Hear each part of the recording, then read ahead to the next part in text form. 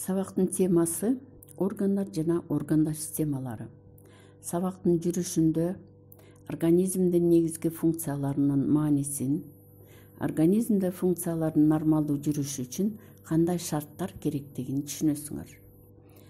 Адамдын организми органдар системаларынан жана органдардан түзүлөт. Орган деп өзүнчө формасы, түзүлүшү жана ээлеген орду бар бир же бир нече функцияларды аткаруучу дененин бир бөлүгүн айтабыз. Ушул органдардын аткарган кызматын физиологиялык функциялар деп айтабыз. Органдар ички жана сырткы болуп бөлүнөт. Бир орган башка органсыз өзүнчө иштебейт.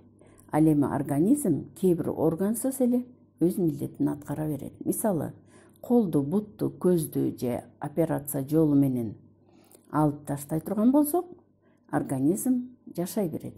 Ал эми кээ бир ички органсыз жашоого мүмкүн эмес. Мисалы, жүрөк, өпкө, боор. Бир нече органдар биригип бир функцияны аткарса, аны органдар системасы деп айтабыз. Мисалы, тамак сиңирүү системасы, кан айлануу системасы, нерв системасы. Биз бул жерде бир нече органдар биригип деп атабыз. Демек, тамак сиңирүү системасында ооз, кызыл өңгөч, ашказан, 12 ичеги, ичке ичеги, жоон ичеги, түз ичеги. Мына бул бир нече органдар биригип тамак сиңирүү системасын түздү. Ал эми бир нече органдар системалары биргелешип бир функцияны аткарса, функциялык система деп айтабыз. Бул процессти орустун физиологу академик Анохин изилдеген.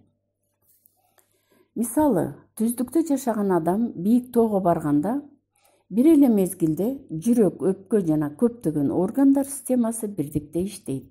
Мына ошонун натыйжасында организм башка шартка тез эле көнүп кетет.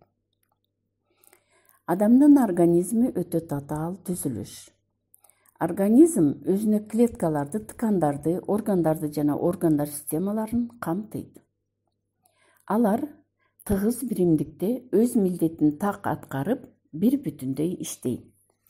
Организмдин бир бүтүндүүлүгүндө тейлөө процесстери чоң роль ойнойт. Нерв системасы жана кандагы активдүү заттар аркылуу организмдеги процесстер бири-бирине шайкеш болуп, айлана чөйрөгө ыңгайланышат. Организм ички жана сырткы чөйрөнүн өзгөрүүлөрүн дайыма сезип жана ага жооп берип турат. Организмдин көптөгөн факторлорго нормалдуу жооп бериши, биологиялык муктаждыктарды, ачкалыкты, суусаганды канааттандыруусу организмдин функциясы деп аталат. Тирүү организмдин негизги функциясы бул зат алмашуу жана энергияны пайда кылуу.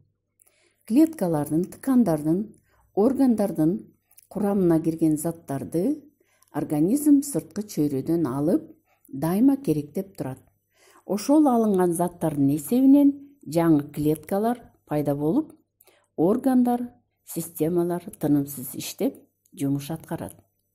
Ошону менен бирге сырткы чөйрөгө ажыроонун зыяндуу бирикмелери, ашыкча заттар жана